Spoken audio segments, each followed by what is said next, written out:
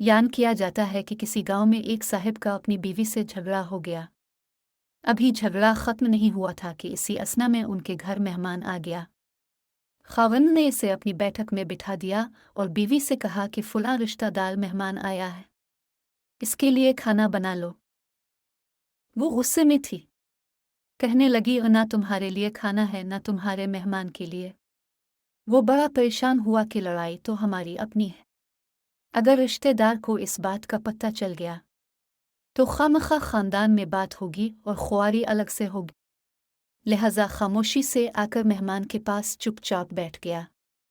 इतने में इसे ख्याल आ गया कि चुल्लू बीवी अगर रोटी नहीं पकाती तो सामने वाले हमारे हमसाए बहुत ही अच्छे लोग हैं, मैं उन्हें एक मेहमान का खाना पकाने के लिए कह देता हूँ।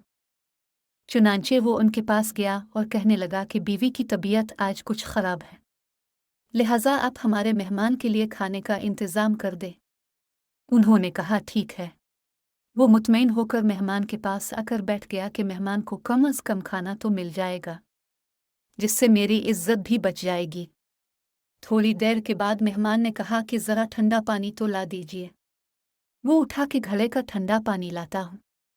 अंदर गया तो देखा कि बीवी तो ज़ारों कतार हो रही है। वो बड़ा हैरान हुआ और कहने लगा, क्या बात है? इसने पहले से भी ज़्यादा रोना शुरू कर दिया। कहने लगी, बस मुझे मुआफ़ कर दी। इसके खावंद ने कहा कि बताओ तो सही, आखिर तुम्हारे रोने की वजह क्या है? तुम ऐसे क्यों रो रही हो? बीवी ने कहा कि पहले मुझे मुआफ़ कर दी, फिर मैं आपको अपनी बात सुनाऊंगी। खैर, उसने कह दिया कि जो लड़ाई झगड़ा हुआ है मैंने वो दिल से निकाल दिया है और तुम्हें मुआफ़ कर दिया है। फिर वो कहने लगी कि जब अपने आकर मेहमान के बारे में बताया और मैंने कह दिया कि ना तुम्हारे लिए कुछ पकेगा और ना ही तुम्हारे मेहमान के लिए कुछ पकेगा, तो आप चले गए।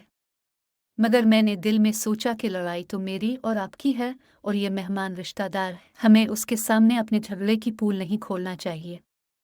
चुनांचे में उठी के खाना बनाती हूँ। जब मैं बावर्ची खाने में गई तो मैंने देखा कि जिस बोरी में हमारा आटा पड़ा होता है, एक सफ़ेद लिबास शख्स इस बोरी में से आटा निकाल रहा है। मैं ये मंजर देखकर सहम सी गई। वो मुझे कहने लगे कि खातून, परेशान ना हो, ये तुम्हारे मेहमान का हिस्सा था जो तुम्हारे आटे में शामिल था। अब चूंकि ये हमसाए के घर में पकना है, इसीलिए वही आटा लेने के लिए मैं यहाँ आया हूँ। इस वाक़ये से साबित होता है कि मेहमान बाद में आता है, जबकि अल्लाह ताला इसका रिज़्क पहले भेज देता है। ये वाक़या किताब खुतबात फ़कीर से माख़ूज़ किया गया।